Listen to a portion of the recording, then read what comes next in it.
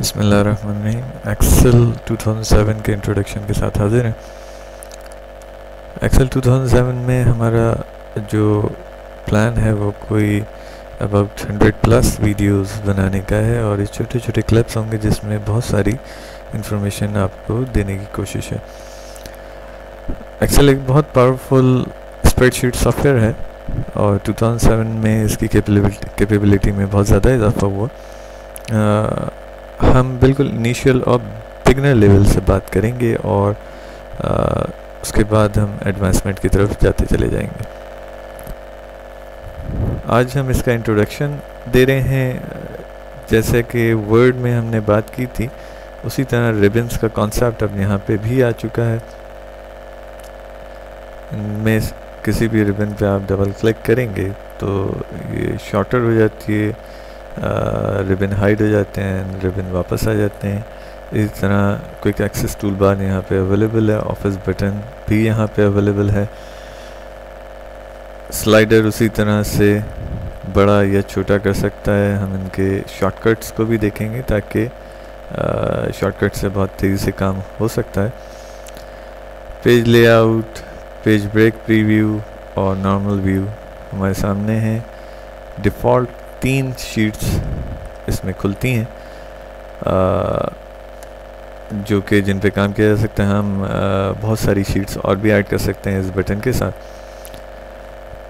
ये जो आपको एक चौकोर सी चीज़ नज़र आ रही है ये असल में इसका सेल है और इसी सेल पे रहते हुए हम काम करते हैं।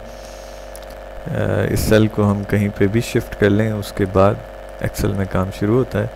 एक्सेल की एक शीट की लिमिट वो बहुत ज़्यादा हो गई है। अब हम उस लिमिट से पहले ज़रा से ये देख लें कि एक्सेल के सेल का एड्रेस क्या चीज़ होती है। मैं बिल्कुल स्टार्ट में ले जाके इसको क्लिक कर दिया। आप देखिए A और 1 ये हाईलाइट हो गए हैं और इसी के बिल्कुल ऊपर A1 लिखा हुआ आ रहा है। अगर मैं इसको एक रॉ नीचे ले आता हूँ तो आप देखिएगा A2 हो जाता है, एक रॉ नीचे हम लाए थे। इसी तरह A3, A4 और अगर हम आगे इसको ले जाना शुरू करें तो B4 जैसे यहाँ पे नज़र आ रहा है, या रेंडमली हम कहीं पे भी क्लिक करें तो अब आप देख सकते हैं G12 अगर हम यहाँ से इस तरह से देखेंगे ना। इसकी लिमिट देखते हैं। 2003 में इसकी लिमिट जो रॉज की लिमिट थी हम डेफिनेटली 1 2 3 4 5 6 7 8 9 10 जो चीज़ें नज़र आ रही हैं आपको ये रॉज हैं और ये कॉलम्स हैं। 2003 में इसकी लिमिट अबाउट 64,000 रॉज एक शीट के अंदर मौजूद होती थी। यानी जितनी आप शीट्स बनाते जाएंगे 64,000 रॉज और मिलती जाएंगी। लेकिन यहाँ पे मैं आपको दिखाता हूँ कि इसकी लिमिट इस वक्त क्या हो चुकी है।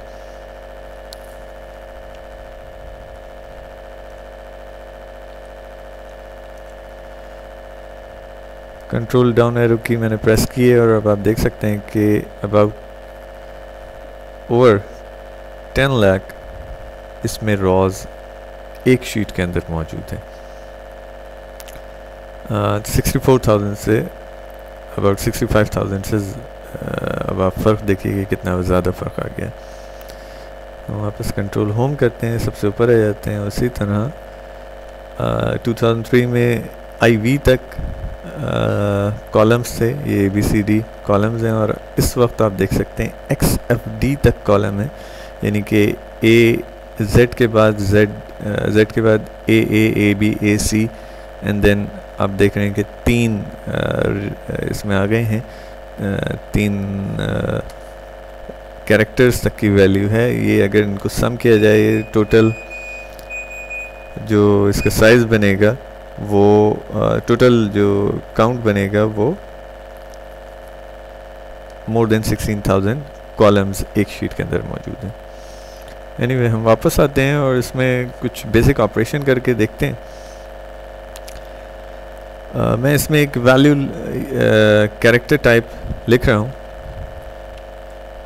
और जैसे ही मैंने यहाँ पे टाइप किया भी मैंने एंटर या कोई और की प्रेस नहीं की है, NAME लिखा। आप देखें इस फॉर्मूला बार के अंदर भी ये चीज़ लिखी हुई आ रही है। फार्मूला बार के अंदर एक्चुअल चीज़ लिखी हुई आती है, और नीचे ये जो हमारी पूरी शीट है जिसमें ग्रिड बना हुआ है, इस पूरी शीट के अंदर हमारा रिज़ल्ट सामने आता है। इंटर करते हैं, वैल्यू एक्सेप्ट हो गई। नेम को अगर हमें दोबारा से एडिट करना है तो एक तरीका तो ये है कि इसके ऊपर डबल क्लिक करें, इसके ऊपर डबल क्लिक करें इसी सेल के ऊपर और एडिट कर लें। दूसरा तरीका ये है कि इस फॉर्मूला बार में जाके कुछ एडिट कर लें, और तीसरा तरीका हमारे पास ये है कि हम F2 प्रेस करें और इसको एडिट कर लें। राइट। इसी तरह अगर हम कोई नंबर लिखते हैं 1 2 3, आप इसको भी यहीं से एडिट कर सकते हैं।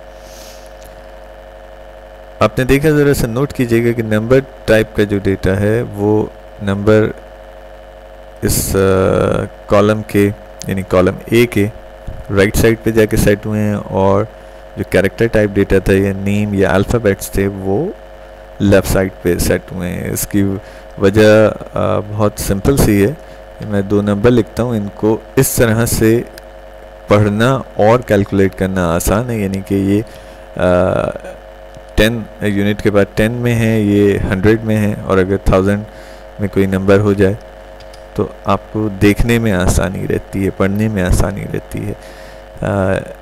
यही अगर इसको हम सेट कर लें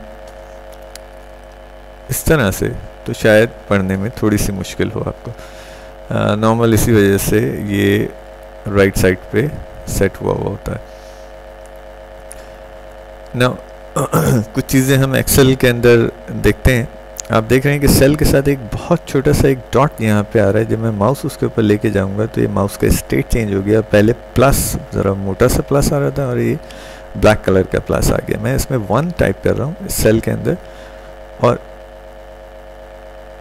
इस प्लस को हम लेके आते हैं, यानी कि जो थोड़ा सा ब्लैक कलर का प्लस है, यहाँ मैंने माउस को क्लिक करके और ड्रैग करना शुरू किया, तो आप देखिए क्या हो रहा है। दिस इज़ ऑटोफिल, और ऑटोफिल क्या कर रहा है कि इसने 1 1 1 1 1 1 नीचे तक लिख दिया है। हम इसी तरह से अगर कोई कैरेक्टर टाइप डेटा है जैसे, उसको ट्राई करके देखते हैं क्या ये चीज़ हो सकती है कि नहीं। बिल्कुल सेम, बट एक्सेल में इंक्रीमेंट हम कर सकते हैं। और इंक्रीमेंट कैसे कर सकते हैं, यानी कि 1 प्रेस किया मैंने और उसके नीचे 2 लिख दिया। इन दोनों को मैंने सेलेक्ट किया है। याद रखिएगा, अगर दोनों को सेलेक्ट नहीं होगा तो इंक्रीमेंट नहीं आएगा। और इंक्रीमेंट क्या चीज़ इसको मैं कह रहा हूँ, यानी 1 में 1 प्लस हुआ तो 2 हो गया है, 1 में 1 प्लस हुआ तो 2 हो गया। और इसके अंदर 1 प्लस होता रहे, इसी 2 के अंदर 1 प्लस होता रहे, और उसके बाद नीचे वाली वैल्यूज़ में 1 प्लस होता रहे, तो क्या होगा। अब उसी जगह पे हम ड्रैग करने के लिए आ रहे हैं। ये देखिए, मैं जैसे ही छोड़ा तो ये 1 2 3 4 5 6 7 8 इसने 15 तक इस चीज़ को लिख दिया है, यानी कि 1 का इसने इंक्रीमेंट दिया। इस तरह मैंने 1 लिखा है और 3 लिखा है, तो अब 2 का इंक्रीमेंट मैं दे रहा हूँ, तो आप देखिए कि क्या हो रहा है। या मैंने 2 लिखा है और 4 लिखा है, यहाँ पे भी 2 का इंक्रीमेंट हम दे रहे हैं। इवन और ऑड नंबर्स असल में हमारे पास बहुत स्पीड में बन के आ गए। कुछ और चीज़ें इसमें ऑलरेडी मौजूद हैं, लाइक मैंने लिखा संडे, और इसको ड्रैग करूँगा अगर तो मंडे ट्यूसडे, एंड ये अब रोटेशन पे आ जाएगा। आप देख रहे हैं कि सेल से कुछ एरिया, कुछ चीज़ें बाहर चली गई हैं। असल में सेल से बाहर नहीं गई हैं, बल्कि थोड़ा सा ओवर राइट होकर लिखी हुई नज़र आ रही हैं, और इसको हम ऑटोमेटिकली एडजस्ट कर सकते हैं। सिर्फ करना ये पड़ेगा, जो सेल जिस सेल से बाहर निकली हैं चीज़ें, उस पर जब माउस ऊपर लेके आएंगे, देखिए माउस के स्टेट कई तरह का अब आपको नज़र आ रहा है। प्लस था एक ये ऐसा प्लस था, एक बड़ा वाला प्लस था वाइट कलर का।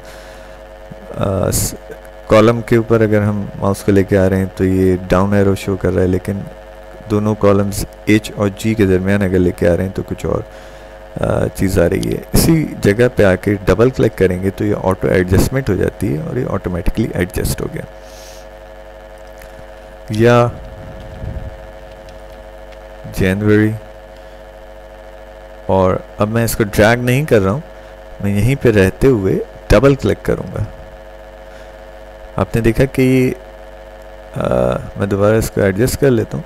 ये क्या हुआ, ये ऑटो फिल उस जगह तक गया जहाँ तक का एरिया रफ हो गया था, यानी इससे नीचे का एरिया भी रफ नहीं है, हमने काम नहीं किया इसलिए ये वहाँ नीचे तक नहीं गया। अगर नीचे तक का एरिया कुछ रफ होता तो यकीनन ये वहाँ पे वो काम भी कर सकता था ना। एक और बड़ी मज़े की चीज़, इस 1 और 2 को मैंने सेलेक्ट किया है और अब आप यहाँ पे देखिए एवरेज बता रहा है, काउंट बता रहा है कितने नंबर्स हैं और उनका सम बता रहा है। यानी अगर मैं इन सब को सेलेक्ट कर लूँ तो 120 इसका सम आ रहा है, 15 नंबर्स हैं, डेफिनेटली 15 नंबर्स हैं और एवरेज 8 बनेगा इसका। यानी कि अगर डिवाइड कर दें आप नंबर ऑफ़ कॉलम को 120 से तो यू कैन अंडरस्टैंड के क्या बात हो रही है। इसी तरह किसी और को चेक कर लें, किसी और को चेक कर लें, ये सब के सब के साथ कुछ ना कुछ वो कैलकुलेशन करके दे रहा है, सम जो है वो खुद ब खुद करके दे रहा है।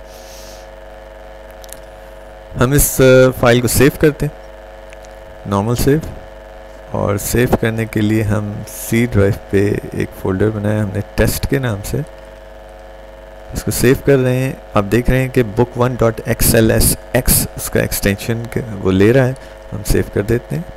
That is very good, save हो गया। यहाँ टेस्ट के फोल्डर में फाइल आ गई। हम यहाँ से फाइल को थोड़ी देर के लिए बंद कर रहे हैं और यहाँ से दोबारा ओपन करके देखते हैं। बिल्कुल हमारी फाइल ओपन हो गई है, बट 2003 के लिए अगर हमें इसको सेव करना हो तो सेव एज पे जाके और ये 97 थ्रू 2003 वर्कबुक पे क्लिक करते हैं और वही टेस्ट के फोल्डर में अब XLS के नाम से हम इसको सेव कर देते हैं।